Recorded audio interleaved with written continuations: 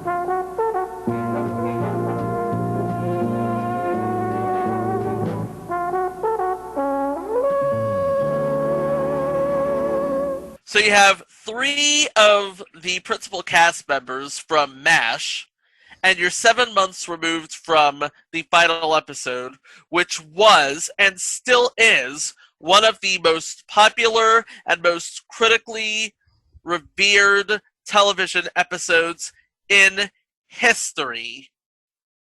So what went wrong? I guess we're going to find the answer to that one, aren't we? Yeah. Well, maybe they chose the wrong cast members, because if you take a look at this, you had Colonel Potter, who, I mean, was good. I mean, he was good as the leader of the group. Hey, it's Harry Morgan. Yeah, you Yeah, can't. it's Harry Morgan. I know it's Harry Morgan, but the thing is, I think the supporting cast is really what made the show so good. It wasn't necessarily who led in terms of Colonel Potter.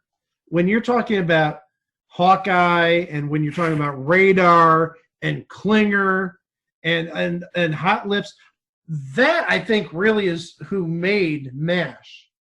And also we should include our favorite McLean Stevenson. Yeah. So yeah, the three characters that were spun off on this show were Colonel Potter and Klinger and Father Mulcahy, William Christopher. So you don't have Radar, you don't have Hot Lips, you don't have, I mean, Trapper John went on to bigger things. You don't have Hawkeye. I mean, Hawkeye's like the big name, and I'd say also Hot Lips too. I mean, Klinger, I would say, is like number 2. And then like Father Mulcahy is like, I'd say legitimately like number 5 or number 6. Yeah. Mm-hmm. Yeah, I mean, compared to, again, Trapper John and Hawkeye and Radar and all them. Yeah. You didn't really get the 3 best characters. You got like, you got maybe number 2, number 4, and number 6. Yeah, no due respect to William Christopher, but Bit player. yeah. But yeah, I mean, it's one of those shows where, it has everything going for it, and yet it fails. I'm still confused. I guess we'll find out more as the night goes on here. But about this show, it is, in every form and facet, a continuation of the story set by MASH. Yeah. We have it all starts with the forced retirement of Colonel Potter, returning home to his wife a day early, I should say. Yeah, he got home a day early to surprise her. Mm-hmm. And he was not a big fan. And remember, September of '53, veterans from the Korean War, they were looking now that they're out of the war, they're looking to find themselves on the home front. Yeah, they're And- looking for jobs. Yeah, and Colonel Potter was among them. Oh, and so he decided that he would return. He didn't decide it. Mildred, his wife, decided maybe you should go back to work. So he was hired to work at General Pershing Veterans Hospital, or as they call it, General in Missouri. Dum-dum. Yeah, General. And of course, the person overseeing him was administrative bureaucrat Mike D'Angelo.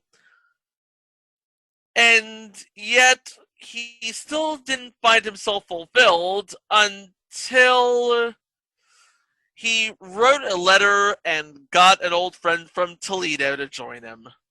Old friend from Toledo, who would that be? That'd be Maxwell. That'd be Maxwell Klinger. Not Maxwell Klinger, and his wife, Soon Lee. Who was introduced in the final 2 episodes of MASH. Yep. So we sort of have 4 people from MASH on this show. Well, 3 regulars and Klinger's wife. Yeah. So how does Father Mulcahy figure into the situation? I'm glad you asked that. So, as you know, on the final episode of MASH, his hearing was damaged, and he was also suffering from depression. So Potter arranged for Mulcahy to receive an operation to restore his hearing, and after that, he stopped drinking and joined Max Klinger and Colonel Potter at General as its Catholic chaplain. So, we have our 3 particulars and Soon Lee, and they're all together here at General in the middle of Missouri. So, what kind of shenanigans would they get into? Pretty sane, pretty quiet ones, it turns out. In fact, the only other character to appear on AfterMASH was Radar, who was in a 2-parter. Yeah. And I think it was actually promoted on Match Game Hollywood Squares Hour. Yeah, because they do promote. Because when Gary Berghoff was on, his 2-parter was on that week, and Gene mentioned it in one episode. And I think that was the only time Gary Berghoff was on that show on Match Game Hollywood Squares. So I'm looking at the cast, and it looks like only those 3 people would be on all 31 episodes. Of course, you have several other people who would be there for the great majority of the episodes between both seasons. But yeah, those 3 were it. Yeah, let's talk about the characters that occasionally appeared or primarily appeared. Okay, again, we talked about the first 3. Colonel Potter, Max Klinger, and Father Mulcahy. They were played by their respective actors. Harry Morgan, Jamie Farr, and William Christopher. Then you have Rosalind Chow, who would go on to, of course, be Keiko O'Brien on Star Trek: The Next Generation. Would she be O'Brien's wife? That would be O'Brien's wife. Yeah! She played Soon Lee. Yeah. And also, Rosalind Chow is going to be in the 2020 live-action remake of Mulan. Hi, Disney Plus. How you doing? Yes. Because, they need a plug from us. Mm-hmm. And then you have Klinger's comic foil, played by Brandis Kemp, Alma Cox. Alma Cox. She is the comic foil to Max Klinger. Okay. Now, Brandis Kemp, Fridays. She was on Fridays. Sadly, no longer with us, though. Oh. Yeah, just passed about a month and a half ago. Mm-hmm. July 4th of 2020. So last month. Yeah, not that long ago. Yep. And then you have the character of Mildred Potter, who was actually played by two people. Barbara Townsend played her in season 1, and Anne Petoniak played her in season 2. Oh, but next we have the character Bob Skinnell, played by Patrick Cranshaw. And if you don't know who that is, he's best known for playing Blue in Old School. Oh my gosh, it is. Yeah. Oh yeah. When you look at him, it's like, yep, that's him. End of story. Yeah, he was, and he's another person that's been all around. He's done many guest starring roles on TV over the years. Again, also because he's like ancient at the time. Not with us any longer. Then two more names that I feel we need to cover. Michael D'Angelo, who played an administrator at General, was played by John Chappell. And where might we know him from? Well, one place we'll definitely talk about him at some point is he was Buddy Dornster on future installment, The New WKRP in Cincinnati. But besides that, it seems like he was another one of those people who made guest appearances on a number of TV shows. Looks like really all he did was The New WKRP in Cincinnati and AfterMASH.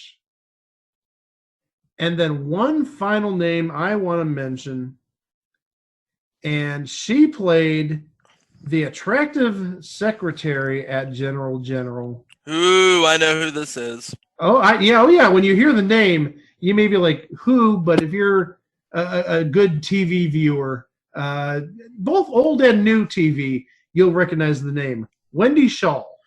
She of both It's a Living and American Dad. That's the one, yes.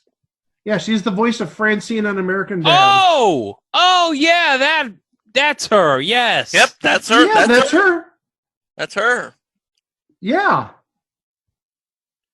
And also, as Chica had mentioned, she played Vicki Allen on It's a Living for the first season only, 1980-81. Yeah, back when it was on a network. Anyway, it was on a network, and also I don't think they had Ann Gillian at the time. No. Really? I feel like we should call up Chris Lane and ask him, hey, was Ann Gillian on the first season? No, Ann Gillian was on the first season of It's a Living. Who'd she get replaced by then? Didn't she get replaced by Crystal Bernard? Yes. No. What? No. Yeah, she got replaced by Crystal or Shirley Ralph.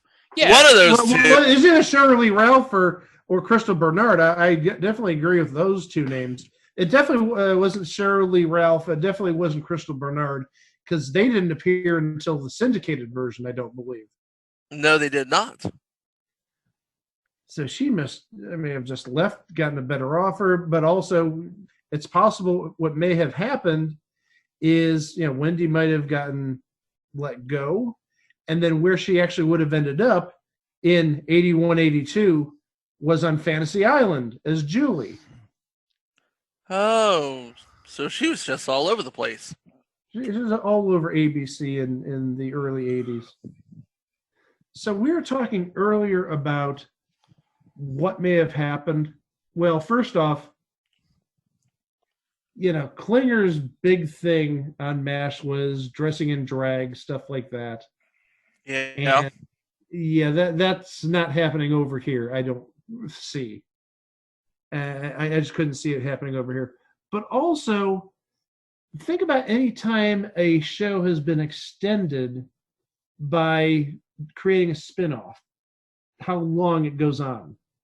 And I'm not talking about a spinoff in terms of one character, like let's say Frasier off the chairs and spinning him off.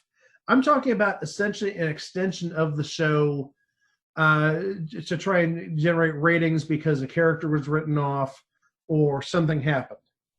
What's coming to mind is The Golden Palace. Joey. No, Joey's another one. Also, Archie Bunker's Place. this sort of falls in the same category. Great long TV show. I mean, you still had, 3 of like the 6 or 7 main characters on MASH. But when you look at Archie Bunker's place, Edith had passed away. I think Edith was as big of a part of All in the Family as Archie Bunker was. And then you had Stephanie had grown up, and then the Stivicks, Mike and Gloria, they had moved out, and now Archie is running his own bar. So they kept the show alive, and with, albeit, just Stephanie and Archie, but it's sort of like the same show, maybe with some different characters at a new hangout. And then obviously you got something similar going on with Golden Palace, because you lost B. Arthur, and then they opened up a hotel, and then you add in Cheech Marin and Don Cheadle. It's a valid point. You lose a couple of the main characters, bring in some a new setting and some new characters. Saved by the Bell of college years. Future entry, Saved by the Bell of college years. There's another one. We've just listed 4 examples besides AfterMASH. That may have been what happened. It was trying to keep energy in an existing long-running franchise, but you just lose a little bit of the magic when you're missing the key parts. Like I said, Radar O'Reilly and Hawkeye and Hot Lips. But it's kind of interesting because after AfterMASH, there was another pilot or a spinoff which got the pilot stage, and it was a spinoff for Radar O'Reilly. And this is actually something we just added to our submission list. It was a pilot called Walter, because his name was Walter Radar O'Reilly. Yep. And that didn't even get past pilot stage. So nope. There's the end of the line for the MASH trilogy, if you will, the show MASH. So that's probably what happened, why it got killed. At least my theory. Somebody prove me wrong. That's right, you can't. You probably could, but anyway, you're not doing it on this show. Anyway, in the next season, because there was a second season, Mike D'Angelo was transferred to Montana and was replaced by smarmy new administrator Wally Wainwright, played by Peter Michael Getz. I have no idea who this cat is. And as we said, Ann Petoniak replaced Barbara Townsend as Mildred Potter. After half a season as a recurring character, David Aykroyd was promoted to a regular cast member, and you had a new psychiatrist named Lenore Dudzak, played by Wendy Gerard, given the daunting task of evaluating Klinger. Boy, that's a case study and a half.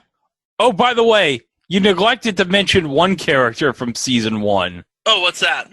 Dr. Gene Pfeiffer, played by J.O. Saunders, who's better known as that guy from that movie, but he's perhaps best known as the jerk-off broadcaster in Angels in the Outfield. Oh, that guy. Yeah, Lance Wilder. Anyway, we said there were 31 episodes. Let's go over them, shall we? Yeah. We're going to start with season 1, episode 1. Now, this is part 1 of the 2-part series debut. September of 53. A fresh from Korea and bored Potter takes a job as chief of staff at the General Pershing VA Hospital, aka General. He writes a letter to a struggling Klinger, offering him the job of secretary, and Klinger accepts. Well, again, we said the job market was tough coming back from the war. Yep. And of course, Klinger was being, well, Klinger. I don't think that flies in general. No, it does not. Episode 2, Together Again. Potter arranged for a depressed alcoholic Father Mulcahy to come to St. Louis for ear surgery, and he eventually decides to take a job as the hospital chaplain. Which we had mentioned earlier in this episode. Yep. Again, these 2 episodes are your series premiere. Yep. And now this is where the fun starts. Episode 3, Klinger versus Klinger. Klinger and Soon Lee argue about Soon Lee wanting to get a job. Potter and Pfeiffer operate on a patient without proper identification, and Mulcahy rushes to write his monthly report.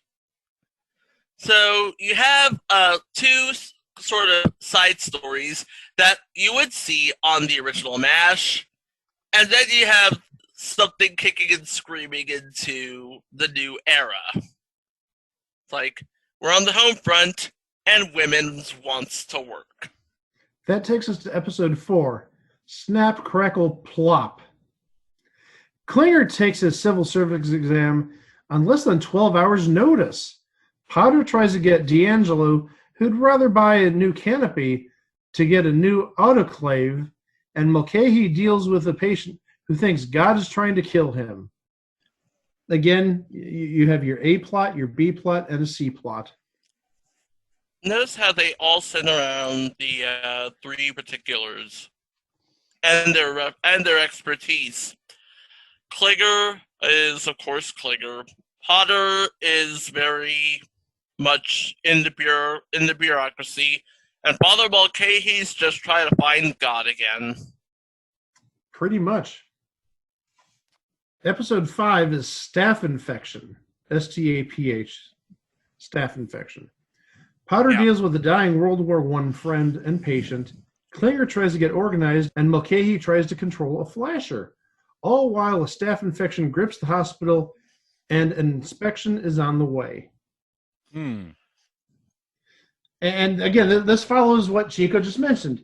You have 3 different plots, one with each character. I'm following a pattern here. We'll see if it continues in episode 6, Night Shift. During the night shift at the hospital, Pfeiffer deals with fatigue and overwork.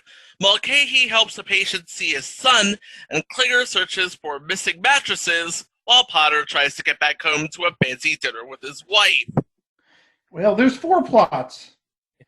Well, one thing I want to note is and they're all equally plausible, by the way. Well, one thing I want to note is there's 2 notable guest stars in this episode. The first is, so we were talking about Match Game Hollywood Squares earlier. This person was on a week of Match Game Hollywood Squares early in the run. Blake Clark. Yeah. Blake Clark of future installment Women in Prison, Blake Clark? Yes. Well, also Blake Clark, who most people may know as the hardware store owner on Home Improvement. Yeah. And it should also be noted Blake Clark was a guest star in the final episode of MASH. Not sure if he was playing the same character as in the final episode of MASH, but it should be noted. And also, as a guest star in this episode, a notable name, David Graff. Tackleberry? Tackleberry from Police Academy, yes. Also, notable Pyramid alumni, David Graff. He loves playing the Pyramid. Yeah, he was very good on Pyramid, R.I.P. And also, we should add about Blake Clark, just very interesting. He actually served in Vietnam.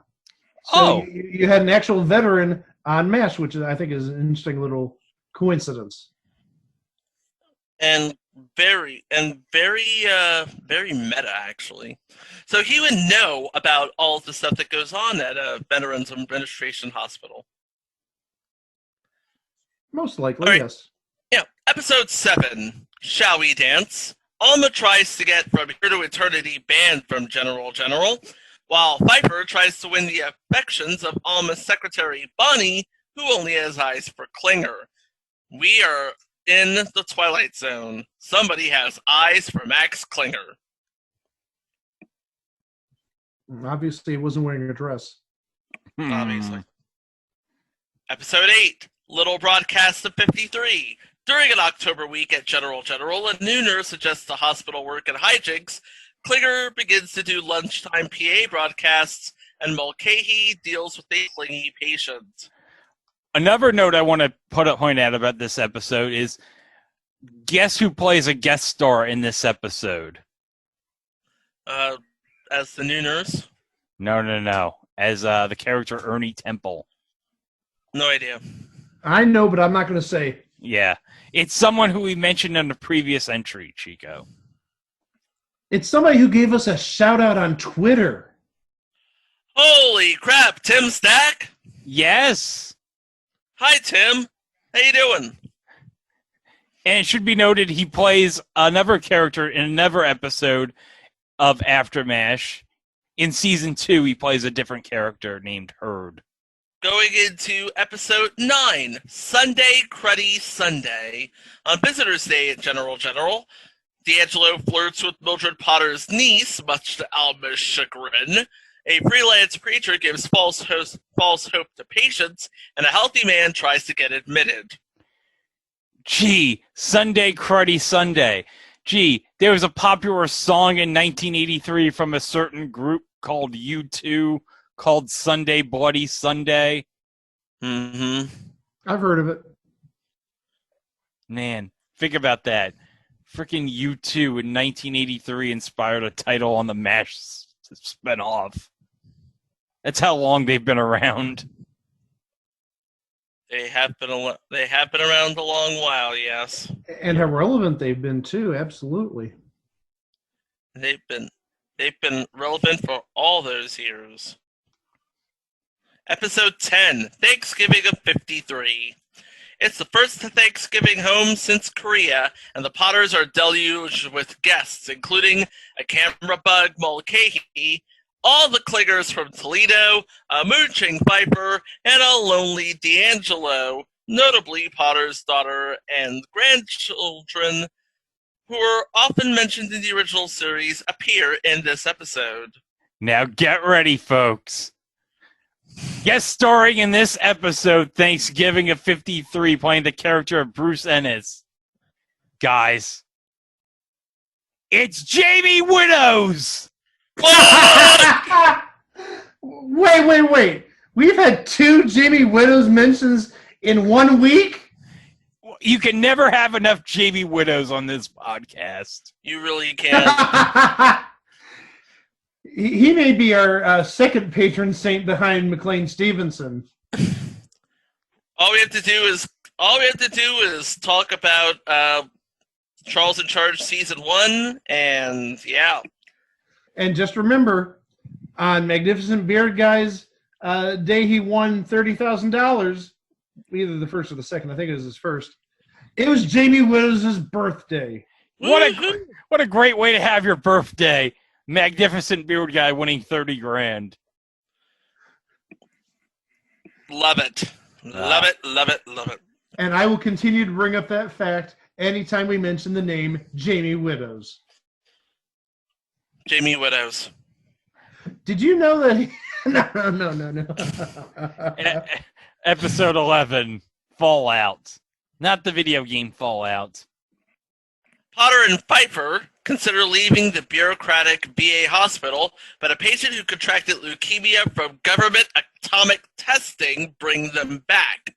Larry Gelbart was nominated for the Outstanding Directing in a Comedy Series Emmy after directing this episode. Okay, another notable guest star who is in this episode. Okay, playing the character of Joe Warner, William Sadler. Now, William Sadler is best known as Death in Bill and Ted's Bogus Journey and is reprising the role of Death in Bill and Ted Face the Music. Yeah, that's right. Nice. Yeah, that's right, folks. I worked in a plug to Bill and Ted Face the Music, which is probably coming out on demand by the time this episode comes out.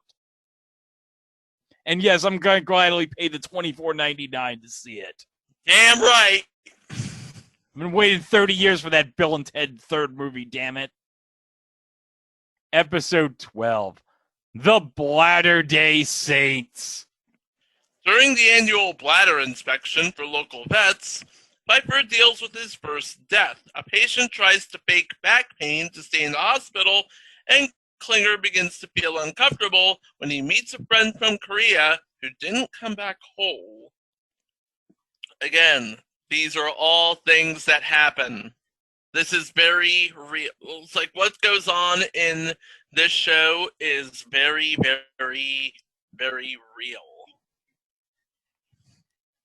Yeah, I can't argue that. As my mom worked in a VA hospital, yeah, it's gory to say the least. I'm going to add one name. You're not going to recognize the name, I don't think, but when you see the picture, you're going to be like, I know him. Playing Gorsey, he may have even been the person who lost his leg in this episode. He's played by Mickey Jones, and you're saying, well, who's Mickey Jones? Who's Mickey If you Jones? look at him, well, if you look at his picture, he looks somewhat familiar because he played one of Tim Allen's friends on Home Improvement. Oh, Mickey Jones! Yeah, do you see the beard? I mean, the beard gives it away. Now I see it. Now you know who he is, yeah. Mm-hmm. I knew you'd recognize him. Now I do. Okay. Episode 13, all about Christmas Eve. On Christmas Eve, the Klingers announce they're having a baby, and a depressed Alma consoles herself by trying to fire Klinger. It seems like something the Klingers would do, and it also seems like something Alma would do. Episode 14, Chief of Staff. As Klinger plans to prepare a special surprise for Colonel Potter's birthday, Mr. D'Angelo finds out he needs prostate surgery, and a Southern African-American nurse finds it hard to adjust to an integrated hospital. This was episode 14 of the series, AfterMASH, Don't Play. Yeah, I mean, it's very timely when you consider we're talking about 1953 or so, that something like this would come up, given all the racial issues that happened back in the 50s and early 60s. Yeah, a time we don't really want to talk about necessarily, but we shouldn't forget. We don't want to talk about it, but we shouldn't forget it. Yeah. I'm going to add one name that guested on this episode. Playing Gus Bell in this episode was Frank Cady. Again, may not recognize the name, but when you see the face, you know that's Sam Drucker from Green Acres. Oh. It's Mr. Drucker. Mr. Drucker? Yeah. That's it. Nice looking man. Sadly, no longer with us. Episode 15, CYA. Father Mulcahy bites bureaucracy to get the VA to pay for his ear surgery and another patient's transportation. Klinger helps out a paralyzed patient, and the hospital scrambles to find a missing patient. Okay, guest starring in this episode is, you're not going to believe this name, Timothy Busfield. Yes, that's right, the guy from 30-something. Yeah, that'd only be, about 4 years away at this point. Yeah. And about, 5 years before he plays Kevin Costner's jerk-off brother-in-law in Field of Dreams. Episode 6. Oh, God. Okay, here we go. This is when we, as fans, get to mark out here. Episode 16. Yours truly, Max Klinger. Klinger writes Radar a letter about recent events in his life, including Soon Yi being pregnant with his child, his struggle to sell frozen beef to make a little extra money, and a troublesome new surgeon, Dr. Boyer. This episode is the last appearance of J.O. Sanders as Dr. Gene Piper, and the first appearance of David Aykroyd as Dr. Boyer, and features a guest appearance by Gary Berghoff reprising his role as Radar O'Reilly. And it was written by Ken Levine and David Isaacs, who, of course, are gods. Especially Ken Levine. Episode 17, It Had to Be You. Radar takes refuge at the Potters after he discovers his fiancée was unfaithful. Meanwhile, Dr. Boyer finds it hard to approach women at a local bar. He's already fitting in. Yeah. But yeah, these 2 episodes would basically serve as the fan service episodes, it looks like. Yeah. This episode has Gary Berghoff in it again.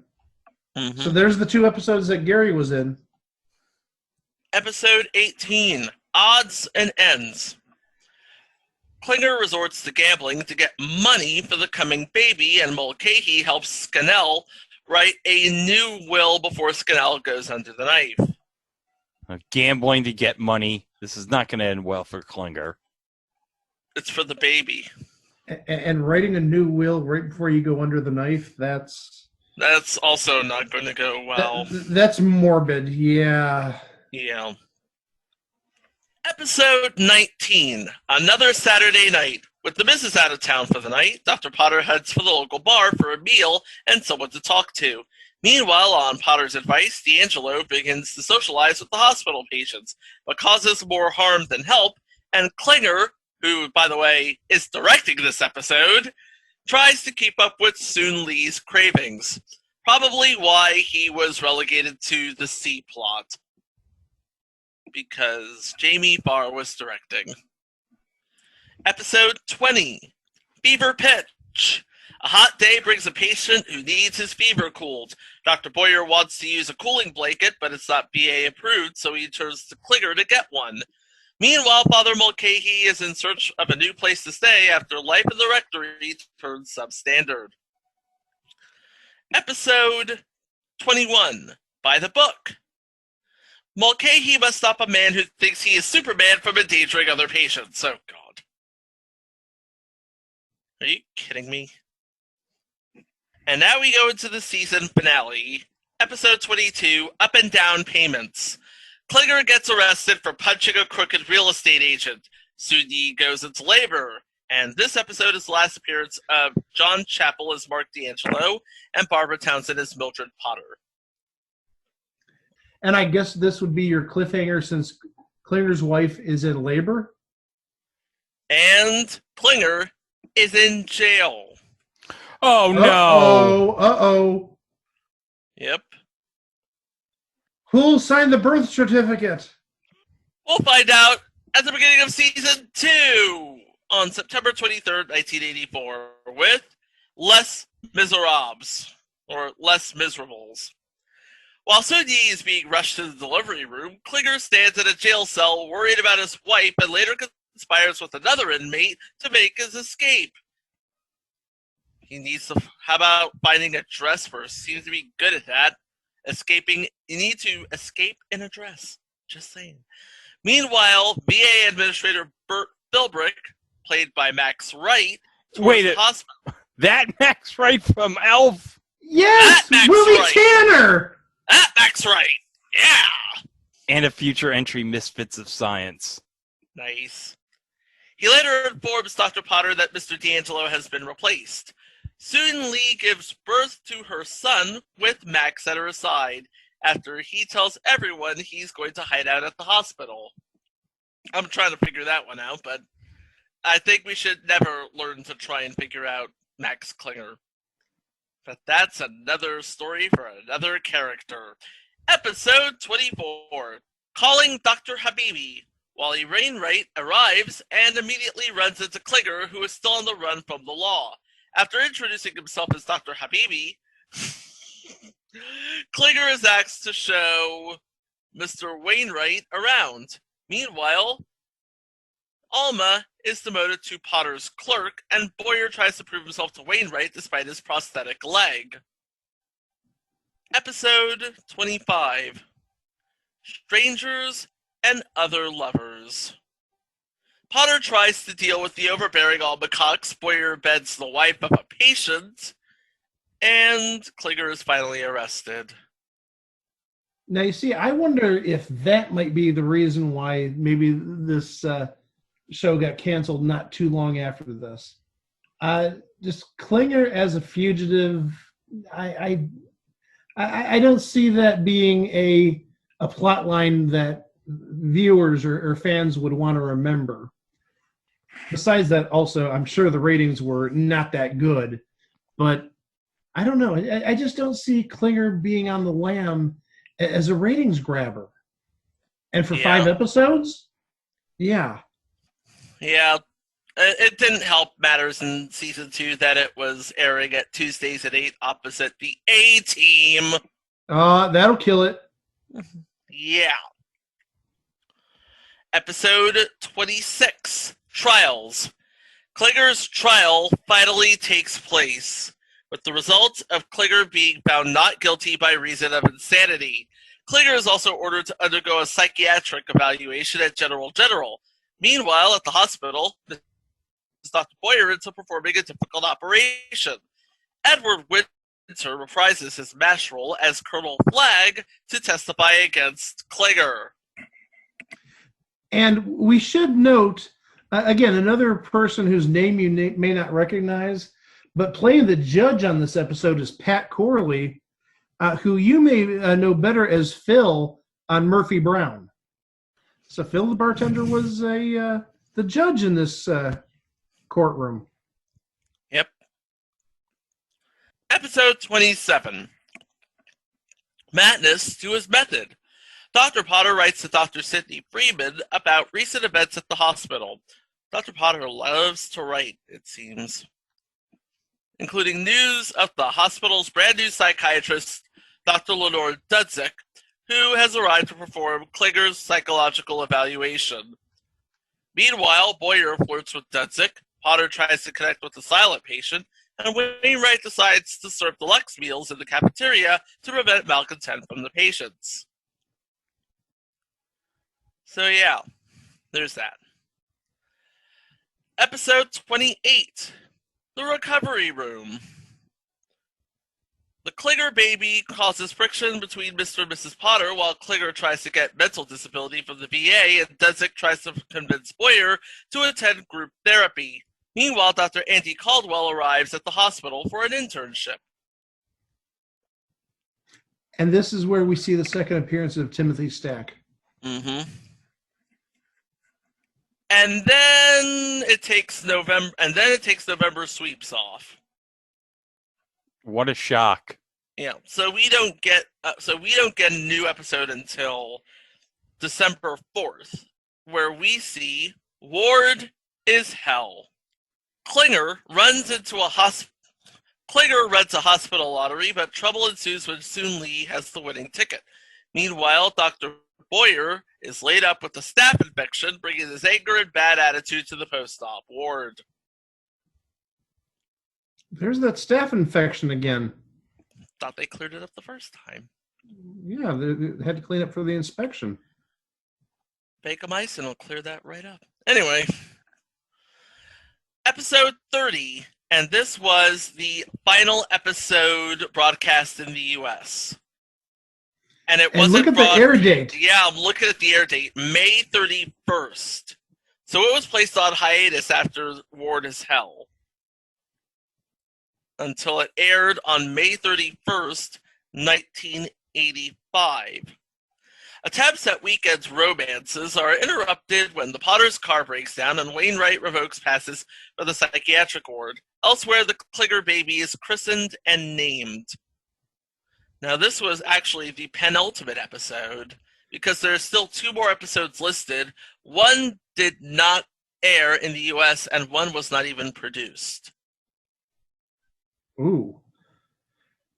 The baby is finally named? I mean, now I realize this is all of like 7 episodes into the season, but remember, the season started in September, and this aired May 31st, so you're talking 8 months later. Yep. That was one hell of a pregnancy. Thoras. It's a future thing on TV. Oh, and we'll talk about that at some point, too. Mm-hmm. And the final episode to be produced was Wet Feet. A Missouri thunderstorm leads Alma to practice her role as the hospital civil defense officer, the doctors to take refuge at a supply room poker game, and a mental patient to lock himself in the hospital fallout shelter after mistaking the storm for a nuclear attack.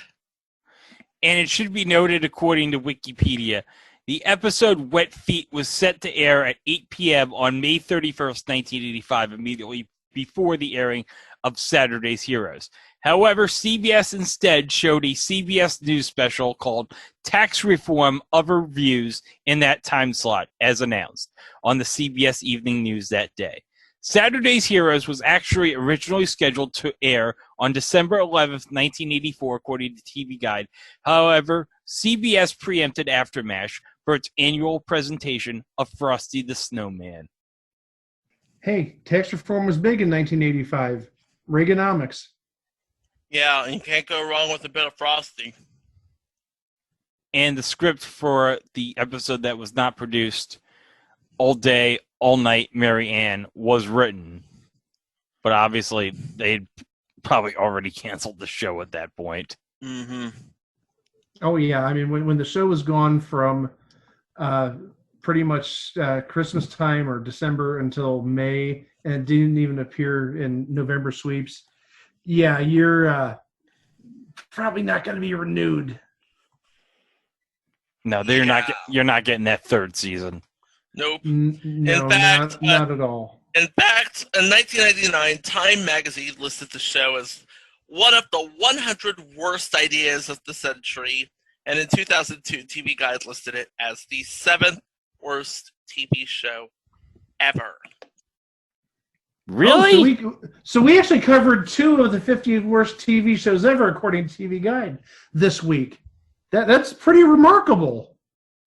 But really, this is number 7? Yep. Well, again, remember, like I said earlier, it's such a different show compared to the original MASH. I gave the reasons, the comparisons to Golden Girls and Golden Palace and All in Family and Archer Bunker's Place. Wait, I wouldn't be surprised if that's the same thing going on. Okay, but here's the thing. It's called AfterMASH. What do you expect? A decent show? I can't answer But that. I mean, it's not like they're going to be in Korea. No, you're right about that. Well, guys, I think it's time to wrap this up, and there's only one way we can do that. Let me It's guess. eBay Price is Right. Oh, shit. So, play the music.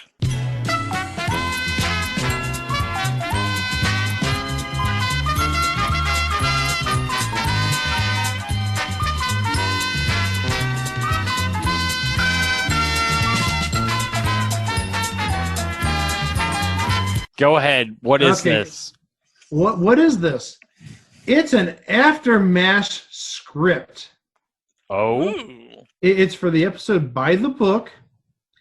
It is signed by Wayne Morton. It looks pretty blah in terms of scripts. It has the date January 10th of 1984 on it.